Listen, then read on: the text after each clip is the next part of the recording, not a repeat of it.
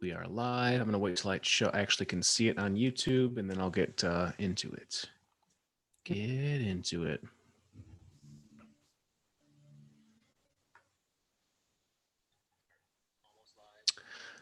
All right. Welcome back to an extended cut of Galaxy of Heroes episode 39. Brick could not be here with us tonight, so I picked the best known Star Wars Galaxy of Heroes holotable hero out there that I'm aware of, which is Battle Frontline. So Battle Frontline, thanks for joining us on this extended cut. Not a problem, Darkin. My pleasure. So I spent a couple hours doing my normal edits, posting the stuff, making my artwork for the episode. Everything was clean. Everything was posted, ready to go out on midnight Wednesday morning. And 20 minutes later, the official kits dropped, and I was like, God damn it. Like, I can't wait until next week to reveal these with Brick. We got to get these out like timely. So I figured, hey, I'm either going to be talking about these by myself, or I'm going to get my my trusty Battle Frontline on the horn here too to talk through these kits with me. So again, thanks for being here.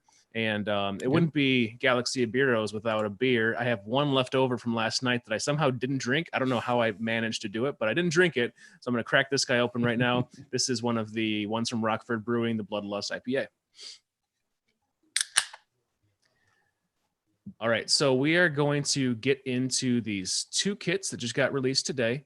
Cara Dune, which we did a little bit of theorizing on earlier in the episode.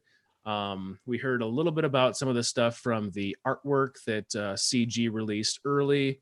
Actually, not CG, StarWars.com released early, because why would CG give us anything about the game that they produce when they can rely on the upper echelon people up at Star Wars and LucasArts? So that's what they chose to do. So in the developer insight, which is on the forums at Galaxy of Heroes, StarWars.ea.com, they go into a lot of the basics that we kind of already mentioned. We talked about how Cara can be used in both Rebel and Scoundrel team. She's got both tags, so it gives her a little bit of versatility there. Her kit is primarily based on her history as a Rebel with a mix of existing Rebel abilities, but with some new twists that make her character fun to play with. Some of the unique attributes of her character are that her abilities and role in a squad vary depending on which lead she's under. So you really got to pay attention to what that lead can do, because it's going to change what she really does. Cara taunts and acts as a tank for Rebel squads, but as a damage dealer under a Scoundrel lead. And you have to really see which lead is best, because there's a lot of leads out there that could make her good or make her kind of underutilized, which is something we'll get to a little bit later. Additional damage comes from her basic ability by providing stealth to Cara if she's under a Scoundrel lead. Her attacks while stealth gain bonuses to crit chance and crit damage. So you definitely have to make sure that you have her modded properly, and I would assume those sets would be what you want to do. Maybe a little bit of defense there as well. She loses stealth and gains taunt when her basic attack, if she's under the Rebel lead, like we mentioned. She can also revive herself at half health if she has potency up when she's defeated, and then gains potency up again. And then one more unique attribute that you'll need to dispel the potency up or wait for her to take a turn to prevent her from reviving over and over. Couple other things that go into like the inspiration for what she is made to do in this game. Cara Dune's main combat experience in The Mandalorian came from her time as a Rebel shock trooper, and her kit reflects her days on the front lines being a tank. So she's a tank. And one of the few female tanks that are in the game besides JTR. Can you think of any others? I mean, I guess that there's Night Sisters, but yeah, Night Sister Zombie technically. They don't really count. Yeah. But yeah, that's all I can think of. There's not many. No.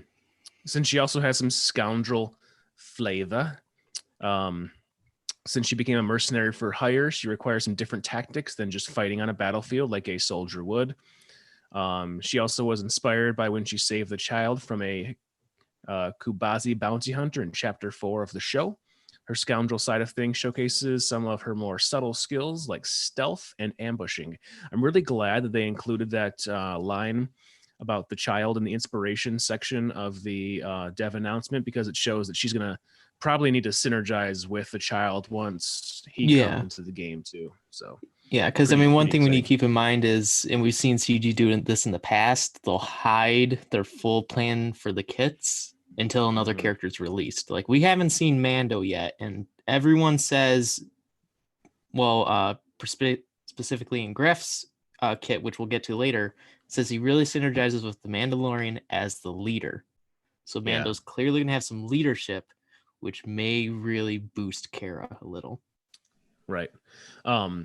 Chapter 4, I'm like blanking a little bit like off the top of my head on what that one was. Was that the ATST Yeah. episode? Okay. I really hope that when they do whatever reveal for getting the child, I hope the ATST somehow is involved there. I hope they play true to like the storyline that was there, because sometimes they kind of really nail. I think sometimes they nail the storyline, and sometimes they really Mm-hmm. botch it. So Yeah.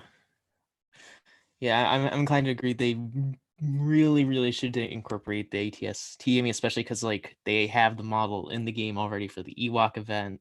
It's just gonna be yeah, it's already there. it's just gonna be a matter of painting the brown splotches over it, making the eyes glow red.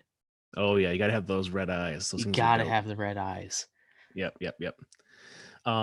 So also in this dev announcement, there's some strategy tips. It says, unsurprising for viewers of the show, her kit shines strongest against Imperial squads since she hates the imps. Her area of effect special gives her potency up, which keeps her alive and stuns all enemy Empire units, which is going to be pretty cool to watch. I think that's one thing that I think I'm pretty excited about, is seeing her just like totally stun the entire like Empire that's in front of her. The most important part of her kit is to determine when to activate her special one, which is called improvised strategy, and gain potency up to keep her alive. There's not many other sources of potency up in the game, so use it wisely. And we'll get to some of the areas where you can hopefully get that on her with some other characters a little bit later. So some special interactions that they've also said is that the character in the leader slot, it does not need to be a leader. Any rebel or scoundrel in the leader slot will trigger her extra abilities, but you will, of course, miss out on having a leader ability, which is interesting because there are some characters that help spread potency, but they're not leaders. So that's something to kind of consider.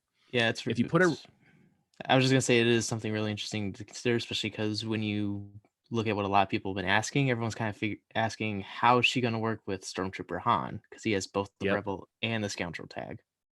yep, and we'll get to that. If you put a rebel who is also a scoundrel, actually, it's right here. If you put a rebel who is also a scoundrel in the leader slot, Han Solo, for instance, Cara Dune will gain stealth first, but immediately lose it due to the rebel lead. So there's effectively no advantage to having both faction categories in the leader slot. So it was pretty interesting because that was one of the theory crafting things that came out really quickly once we saw some of these things, and they were like, no, that's not going to work. Good try, though. Yeah. They kind of already squashed that, even before like the kit was released. Yeah. I Her mean, unique which is good. It's good that they yeah, clarified that for people started getting their hopes up. People started getting really confused, and then people went all in on the marquee. Then they go, oh, yeah. well, that's not how it works. There are a lot of people that went all out on Stormtrooper Han, getting him like geared up and sometimes relicked because of the new way that it can like counter some of the galactic legends that are out there. So gas too. So her unique 2x Rebel Shock Trooper gives her crit hit immunity for 2 turns and 100% turn meter when an Empire enemy is defeated, and half that amount for non-Empire enemies as well. This means defeating a non-Empire enemy provides 1 turn of crit hit immunity and 50% turn meter, that's a really good unique. It is. But one thing we have to keep in mind is we don't know that this is her Zeta, for the record. This is her final Zeta text. So we don't know what we can get away with without the Zeta. Right. So just something that people need to keep in mind. I put Zetas on worse, so I mean, I'm probably I've got 3 Zetas pretty much ready to go. So it all depends on how I can farm her, really. Like I definitely think that I'm going to like go after her once I can farm her. I'm not going to drop crystals or money on her.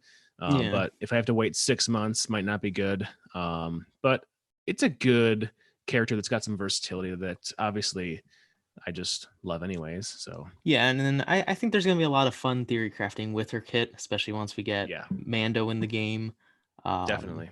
so I'm gonna look And the forward to child farming her. Yeah, and and the the child child. too. Like so, maybe Queel and IG-11 as well. Oh yes, that'd be a great power combo. So in the artwork, the synergy suggestions has a ton of different options for her. Um, we talked about like these different teams, like a Rolo lead, an Akbar lead, a CLS lead, a Phoenix team, throwing CLS or I'm sorry, throwing C3PO in there, Jyn Erso and Rogue One. So there's lots of stuff on the Rebel side and lots of options on the Scoundrel side too. But they have said that try her out in a lot of different squads. We hope there's interesting space for players to theory craft, like you're mentioning. She's versatile, can fit into a lot of squads. We think you could also use her in your CLS team if you need C3PO somewhere else, which is something that I always want to do, is be able to like save C3PO for other spots, depending on the game mode.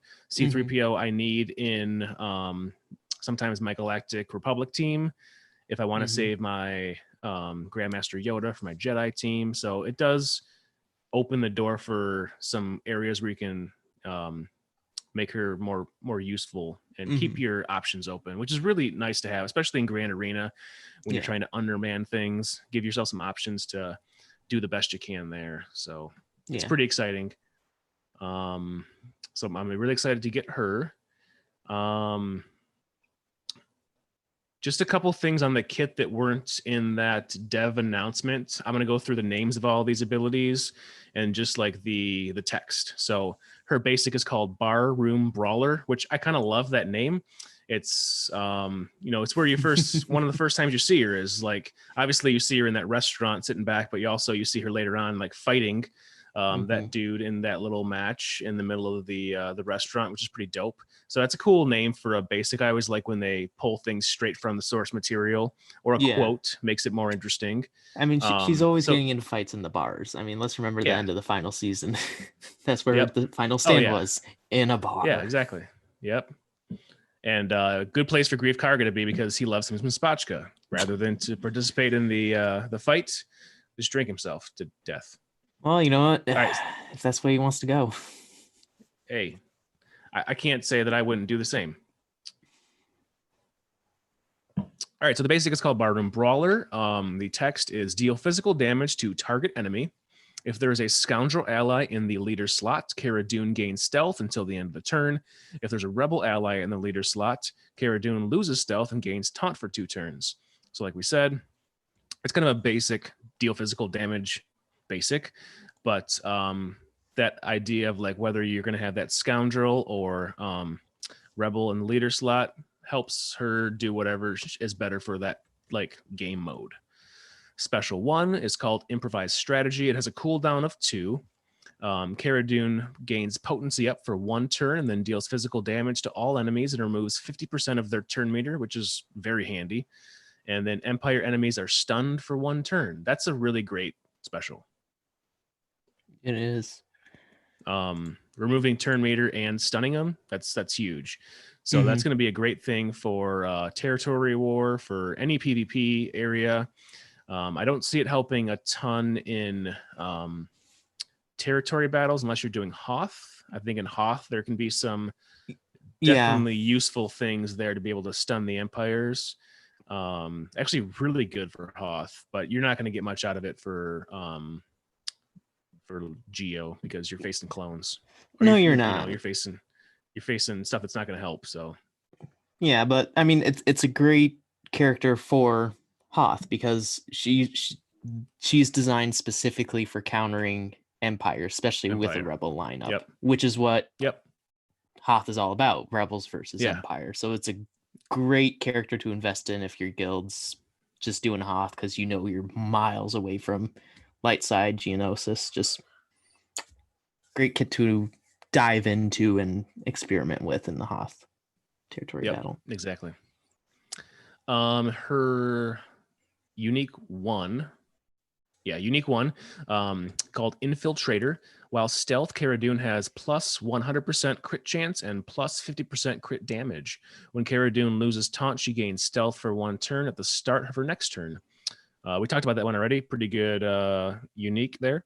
And then finally, the main one, unique 2, X Rebel Shock Trooper. This is the Zeta. So this is like the end ability here for unique 2. Cara Dune gains crit hit immunity for 2 turns and plus 100% turn meter whenever an Empire enemy is defeated, and then half that amount for non-Empire enemies. If Cara Dune has potency up when she is defeated, she is revived with 50% of her max health and gains potency up for 1 turn. I really like that unique 2, that one. Definitely one that you have to Zeta for the most part. I would imagine that you're probably in that last line. Yeah. Like you might get that crit hit immunity for 2 turns, but you're not going to be able to get that revive with 50% of her max health and potency up for 1 turn. What I kind of see is them doing half the turn meter and like half the max health. Yeah. That's kind of what I see them doing, because they want people to get invested in the kit. And so if you just make it so they don't get the revive or anything that makes the kit really good until the Zeta, a lot of people are going to be really hesitant towards investing in her. Right. So I kind of see them going that route. Yep. So some other things before we move on to Greef. Her artwork, spot on. Like, it's so spot on. It looks great. It's one of the best, like on the nose, realistic. They have everything right in this. Looks just like her, to the makeup, to the shadows, to the wardrobe, to the weapons. Everything is where it needs to be. It doesn't look weird and, with strange vectorizing and whatnot. They really did this one right. I don't know who was the artist for any of the rays, like we mentioned earlier in the episode. Stick Ray, horrible. JTR, horrible. Regular Ray, horrible. Like she looks nothing like actually Ray in the movies. So they did it right here. So I'm very pleased with that. Not just because I have a hard crush on Cara Dune, but because I think they did it right. My one issue with the character, though, is she is definitely limited to certain game modes because of the light side tag. Being able to be with dark side scoundrels, like if she had a neutral tag, like I know they've said they're not going to do it anytime soon, but like that would have given her so much versatility. It would have been a character that both your whales would have wanted to get because of her being able to flip flop on TBs. Giving her the light side tag, I think, really limits her possibilities because obviously you just get rebels for doing territory battles in Hoth, and then your scoundrels you just can't use her in territory battles for because there's no strong light side scoundrels that can really do too much besides like Enfys Nest and Mission and stuff like that. So I mean, she might be helpful for some of the military battles, like the the Assault Might one with the Empire. She might prove to be very good there. But are you going to go after a character for an assault battle? I personally wouldn't. I mean, I wouldn't either. I mean, part of the problem is that, I mean, as much as I would love to have her have a neutral tag, because I feel like the Mandalorian cast would have been a great introduction to the neutral tag, because clearly they really don't care what they do as long as they're protecting the child. So good stuff, bad stuff can happen there. But besides that, so very few characters grant potency up. So very few. I mean, the fact that her unique grants her 1 potency up for 1 turn after she revives is great, because she's already at 50 health. Someone's going to kill her again. So just this instant loop of revive, because they don't specify if she's limited to 1 revive. So I don't think she is. I don't think she is either, really. I think it could be something that keeps going. Yeah, so pairing her up so she's constantly getting potency up, or at least when she's about to die, huge part in making her very viable. Yeah. And unfortunately, there's just not that many, because we talked about this earlier, but Kit Fisto provides it. But Bodhi from the Rogue One that like nobody's geared up because the rest of the Rogue One's so much better. Yeah. There's not many. So hopefully Mando kind of grants some more potency up, or maybe the child does.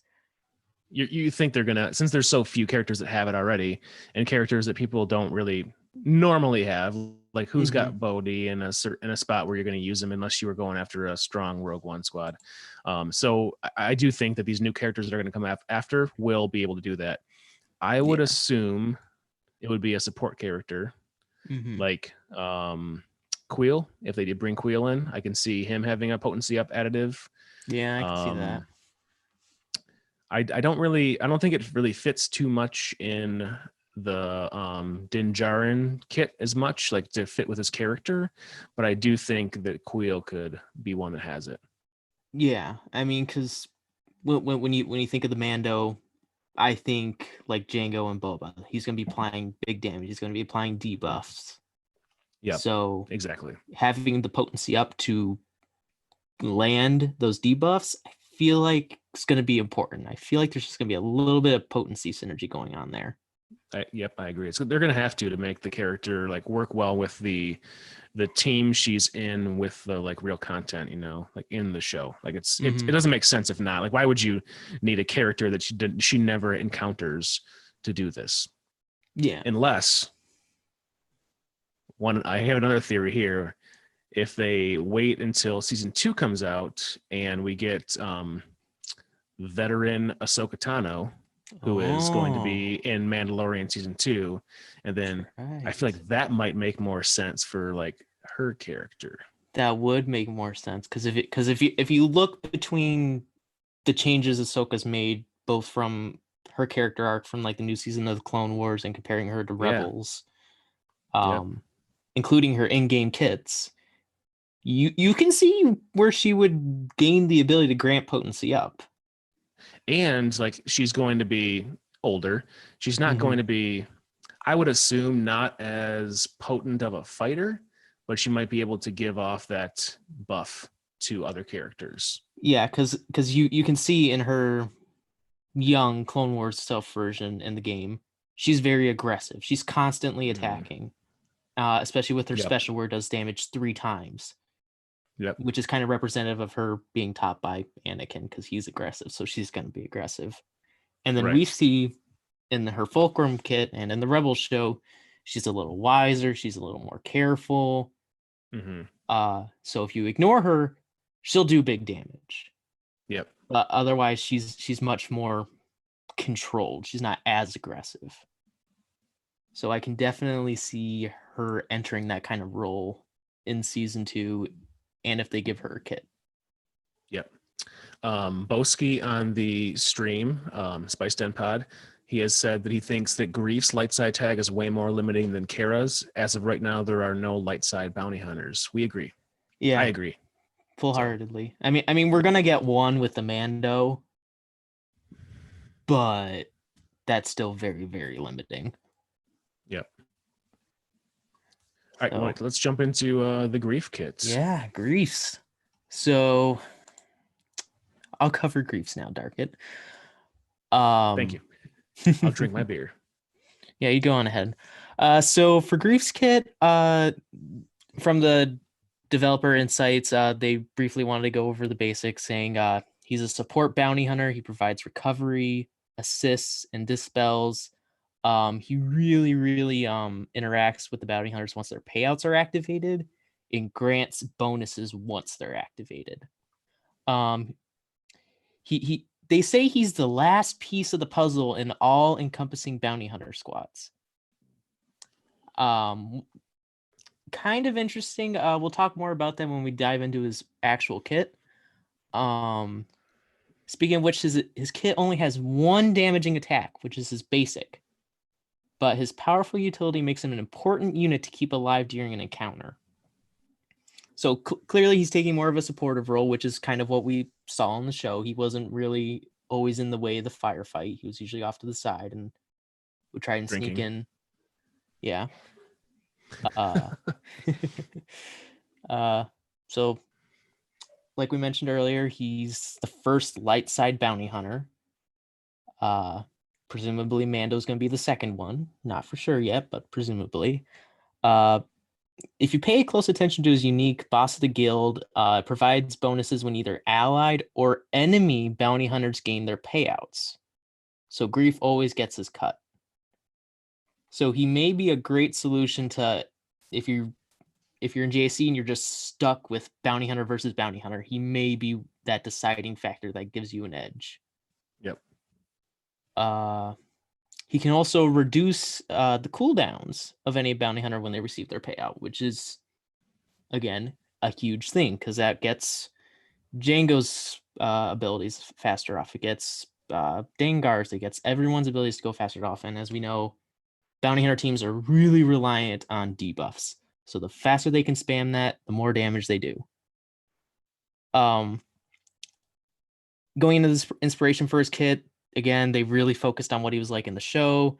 So in some moments, he's the expediter of the guild behind the table, making the deals, while other times he's out in the middle of it, just firing off his dual pistols. And they definitely wanted to include something around the bounty pucks, so that in his first special, Bring Them In Cold, we see Greef targeting an enemy and calling his bounty hunter allies to assist. Again, the pucks are the little tracking devices that we see him give the bounty hunters in the show. His relic is the damaged Beskar that he was paid with after turning in the child. Interesting relic choice. I mean, it's nice to see it's not his pistols or anything because we've seen plenty of weapons. It's nice to have a more unique item. Yeah. Strategy tips, they recommend, they state first that he starts an encounter with a relatively safe, within the relative safety of stealth and has a good amount of survivability. Good to know. Once you complete his contract, because he does have his own contract, Greef gains additional survivability and he becomes even more of a threat with his payout. He also gains stealth when he earns his payout, which can keep him from getting shot at, even if the enemy team, if your team loses taunt. So if you're running like Bosk. Something important to call out again with his unique Boss of the Guild, so very important, is affected by both allied and enemy bounty hunters. So again, plays back to he might be the balancing point between bounty hunter versus bounty hunter. They say their best squad suggestion is testing with Jango Fett, Embo, Dengar, and Bosk with him. Embo could be swapped for Boba Fett as he fits in the team fairly well again. They would also suggest keeping Dengar and Bosk for their out-of-turn attacks that will trigger payouts more quickly. I don't have Embo, so like I would definitely have to throw Boba in I just the mix started there. farming Embo. I just started. So this kind of makes me a little happy. Because I think with him, I can afford to make a second bounty hunter team or scoundrel team by throwing in Newt to fill in the 5th slot. So I'm kind of proud that I started making that investment. Yeah, the issue just is like you can only use it in, PvP and you can't use it in territory battles. Yeah. So. Yeah. All right. So now we're going to move into the physical actual kit. Yeah. Again, he's light side. He's a support. He's also a leader. He's got the bounty hunter and scoundrel tags. So his basic dual shot. Final text reads, deals physical damage to target enemy twice and inflicts stays for 2 turns. Makes sense. Dual wielding. All allies with payouts active recover 5% health and protection. That's huge. Because as we all know, a lot of people, they balance between either a Django lead or a Bosk lead. Bosk lead because he's constantly granting the healing and the protection gain when applying debuffs, which is why you see him a lot in the mythic battles and stuff because survivability. But a lot of people love Django's league because it's a lot faster and they do more damage. So this kind of seems to be like a tipping point where it's like maybe you want to put Django or someone in the lead and you can put Bosk into the side to get those additional bonuses. His first special, Bring Them In Cold, has a cooldown of 6 and a Zeta that reads, dispel all buffs on target enemy, which cannot be evaded, then call all other bounty hunter allies to assist. Allies with their payouts active deal 30% more damage That sounds deadly. And if Yep. the enemy is defeated by this ability, bounty hunter allies gain offense up, defense penetration up, critical chance up, and critical damage up and health steal up for 3 turns. Yeah, this is the one that scares me because I use the JTR team to counter bounty hunters in Grand Arena, and this basically takes them off the table because it would eliminate Illuminated Destiny, wouldn't it? Because like it takes away all of the Basically, all the buffs, which is like what that team works with. mhm. You're going to probably read later if you didn't already that it eliminates their chance to inflict debuffs. There's something with like not being able to do the debuffs that I saw somewhere in this kit too. So Yeah. this one scares me with its ability to take out my best counter for bounty hunters. So Yeah, because essentially what this is, it's a mini Illuminated Destiny, but also removes Illuminated Destiny. It's gonna be dangerous and should yeah, not under any circumstances be underestimated. no, definitely not. Leading into that, the second special, Sweeten the Deal with a cooldown of 5. Zeta reads. So again, he's got 2 Zetas right now. Dispel all debuffs on bounty hunter allies, like you were talking about. All bounty hunter allies gain retribution for 2 turns and recover 25% health and protection, doubled if they have payout active. So that's 50% health and protection regeneration the minute he activates that. That is very, very, very important. And with a cooldown of 5, it's a good chance that they have their payouts active at that point if they're not facing a very strong team that's, whittling them down. So yeah, and then especially with that 5-turn cooldown, by the time it's back, you're gonna need it. It's not yeah, like one person's gonna be at almost dead, and it's like, yeah, should I do it? No, odds are the team's gonna be near dead, so it's a great time to pop it. And yeah, with that, additionally, it states allies with the payouts active also gain tenacity up for 2 turns and 50% turn meter. So again, we see that strong countering other bounty hunter allies. So like I said earlier, bounty hunter teams usually rely on debuffs. So gain that tenacity up really stumps a lot of bounty hunter teams. yeah. So now we're going to move on to his leader called Loyalty Pays. Allied bounty hunters gain 30% max protection, so similar to Bosk. Whenever a allied bounty hunter gains a buff, they recover 5% protection, so similar to Bosk. And when Greef is in the leader slot, not the ally slot, the following contract is active. Attack out of turn 20 times. Only bounty hunter allies can contribute to this contract. All bounty hunter allies, upon completing this, have their payouts activated and gain 20% critical chance and offense. So again, this guy is a huge, huge damage support. Yep. He doesn't do a whole lot of damage until like the contract hits though. Yeah. Only the basic really. Mm-hmm. But I mean again, he's not designed to be doing the punching. He's designed to get everyone else to do it. Yep. Which fits into his character really well. And it really does make sense for the character. I agree. Yep. So his first and only unique, Boss of the Guild, which they kept referencing earlier in the dev release or dev insights. At the start of the encounter, he gains stealth for 2 turns. And each time any bounty hunter earns their payout, allied bounty hunter cooldowns are reduced by 1. And Greef also gains the following bonuses: 10% counter chance, 10% critical avoidance, and 10% max health stacking. So this is what they were talking about earlier, how even the opponent's bounty hunters, if they activate their payouts, this reduces your team's bounty hunter cooldowns by 1. So if somehow they get their payouts first or even later, they're just going to fuel your team. Mm-hmm. I mean, kind of reading this, does it almost sound like it's per bounty hunter or is it just per team? Because it says 10% chance and then stacking. Because the way I originally read the kit is It's each time it's a payout's triggered, and payout can only be triggered realistically twice, because once it's triggered, it goes to the whole team. So 2 teams should get to 20, right? I think it's just for the whole team. I don't think it's per bounty hunter. Yeah, I think it's Each per time they team gain now. a payout, allied bounty hunter cooldowns are reduced by 1. I think it's per team.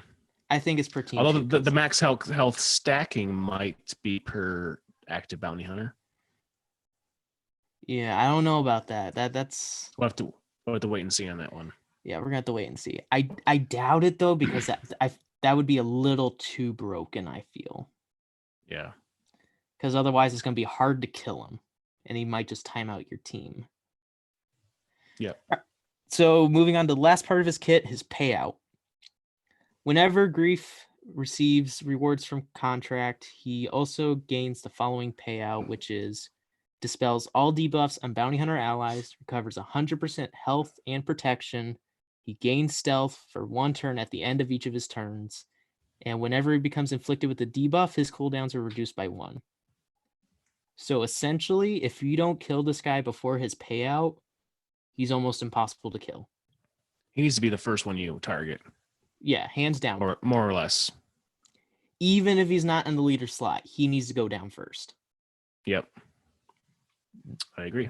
It doesn't matter if they So got Django, Bosk, anyone else, he needs to go first. 2 Zetas on this one. Again, the only light side bounty hunter. My theory, though, is that when we get some new characters for season 2, we're also going to get them as light side bounty hunters as well. I would not be surprised if IG-11 comes in as a light side bounty hunter. And then new characters that we see in season 2 as well. So I think it will build a light side bounty hunter squad. So right now it seems like it's something that's somewhat limiting with that tag as light side, but I think it will eventually even itself out. It's really awesome, I think, to have this character in for all the PvP stuff for Grand Arena Championship and Territory Wars. You can't really do much with him in territory battles right now, but I do think he will become relevant down the road. But you would still have to relic him very, very high for light side Geo, but he could work in light side Hoth. Yeah. Once they have some supporting characters that are also bounty hunters too, and he can fit as a scoundrel with some other light side scoundrels. Yeah, and then or light side, yeah. And then we talked a little bit with Cara's kit about the mythic events and stuff. How we probably wouldn't farm her for those, but Greef, No. I definitely would, because we have 3 or 4 bounty hunter events. The Rebel Roundup one, right? We got the Rebel Roundup. That one's pretty tough with the current bounty hunters unless you have them like highly relicked. So you're right. I do think this character would do a lot for that event to get into those challenge tiers. Yeah, just imagine that. That's going to be huge survivability, because that's the main problem with the event is the bounty hunters they can't survive most of the damage that's being dealt. With him, they will. Then we got the 2 galactic bounty events, which is how a lot of people are starting to get shards for tougher characters like Wampa and the Imperial Probe Droid. And a couple of other characters. Because if you're not doing those events anymore, you're basically screwed to finish that character. Yeah. And then especially when you realize that bounty hunters, since they have the scoundrel tag, can also be used in the credit heist and the training droid. So this is a great character to invest in, especially for lower level players, because seriously, early game players are gonna really benefit from this character. I'm gonna probably put a thing out in my alt guild, Awakened Murder Bears, to definitely pursue this guy because he's going to be an asset, I think, for those teams. Yeah, he's got some huge potential. He really does. Cara, I was probably just going to farm anyways because she kind of fits in nice, because I'm assuming by the time she can become farmable, I think most of my main farms will be done by then. So I was kind of just going to farm her for the sake of farming her. Yeah. But Greef, I'm 100% farming him the moment he drops. Because I would say I'm going to probably go for both, to be honest.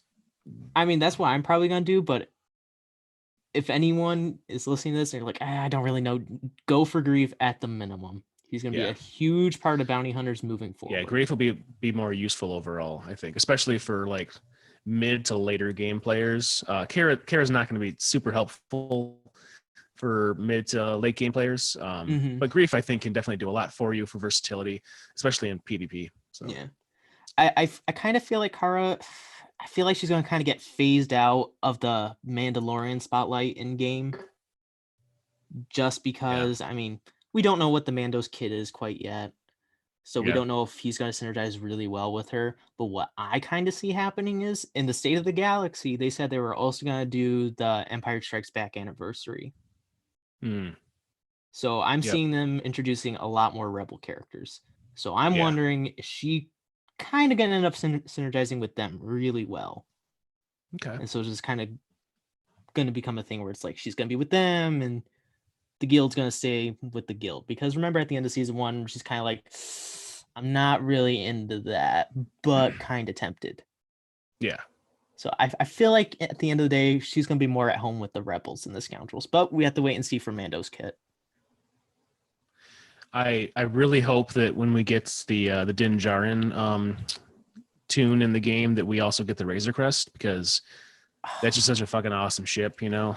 So I want it to, and what makes me think we're going to be getting it very soon is they mentioned this on the dev post. They mentioned this on StarWars.com when they posted their article about the kits.